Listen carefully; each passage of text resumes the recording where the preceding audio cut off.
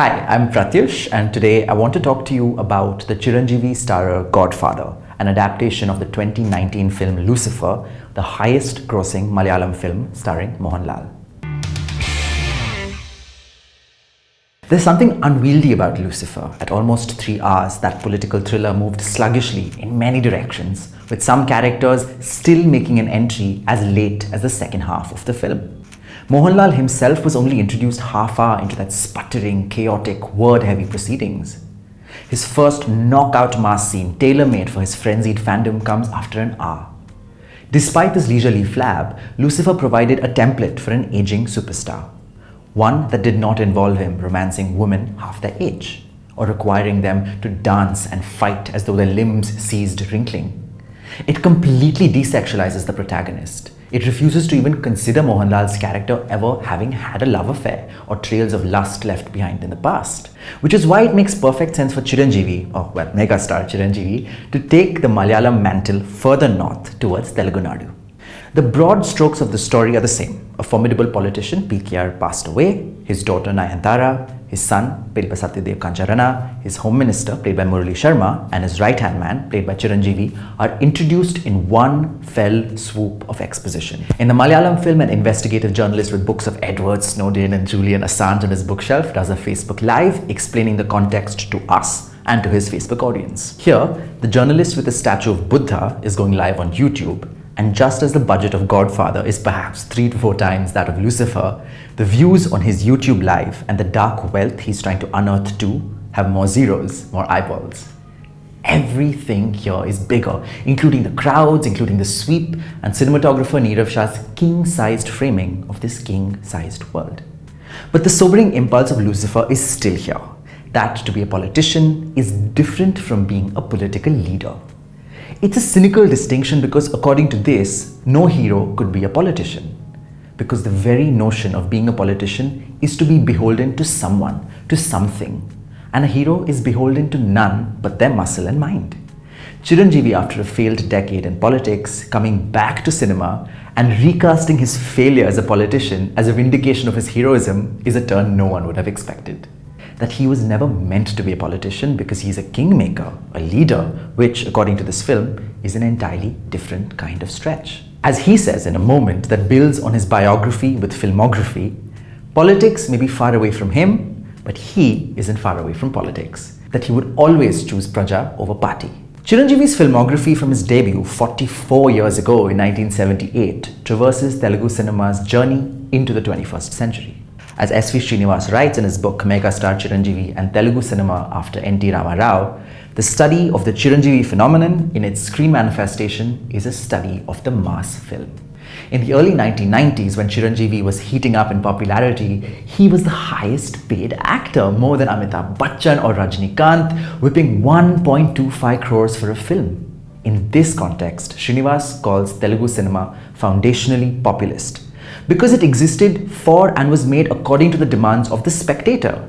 That the genre conventions, the whistle moments, came about because we wanted them to come about. Keeping this in mind, Godfather is an odd film. Chiranjeevi, known for the sweet, compelling ways his limbs swing, does not dance, barring the fingering he and Salman Khan do to Prabhudeva's choreography in the end credits. Even the action sequences have a lethargy. They're edited more than they're performed. So you see a shot of Chiranjeevi pulping his various enemies, a cut, then his enemies flying off in various states of undress and duress. We don't ever get to see this as one continuous action because it is never one continuous action. The beating and the being beaten are separated by the cinematic cut. Godfather, however, has a different trick up its sleeve. In one of its most exciting moments, Chiranjeevi is seated, smiling like Mona Lisa, that disturbing nonchalance, that shameless, unchallenged power in a jail cell. When his son-in-law, the villain of this movie, the man who put him in jail, comes to his cell to gloat, you don't see Chiranjeevi agitated. When, after speaking like a victor, the son-in-law then tries to make an exit, he realizes the cell is locked from the outside and the guard on duty is not listening to him. The scene now revs. The guard looks at Chiranjeevi instead for his permission to unbuckle the door. Chiranjeevi merely swipes his eyes. The guard listens, opening the bolt. That even jailed, he is the one with the power. Perhaps the mass of mass cinema is located not in actions, but in gestures. Writer and director Mohan Raja melts some of the flab of the source material. For example, he takes two characters from Lucifer, the sibling and the daughter, and makes them one, while using that additional space to create a more sensational world, full of the balletic excess of mass cinema. He also tries to forcefully press humor against the story, which is, I guess, a mass cinema thing. My criticism of the film then becomes my criticism of the genre itself, which is to say, Godfather is a thrilling film whose thrills are undone by its desperate need to pander. There's also this odd relationship these films have to the north, to Mumbai specifically. Mumbai is this place that is beyond description, this mythical hotspot, this Maya Nagari full of cloistered, miasmic slums and airy ceilings. It's morally depraved, drugs, dancing girls, communalism. It looms large over their imagination and their economy. Even when the hero needs this outer, greater power to come help him save the day, Prithviraj in Lucifer, Salman Khan in Godfather, he comes from Mumbai. Of course, Lucifer is more stinging when it comes to its criticism of saffron politics and the pumping corporate currency bedrock on which its success stands. Godfather is too politically meek to make that kind of an assertion. What does not work in Godfather is Salman Khan's cameo.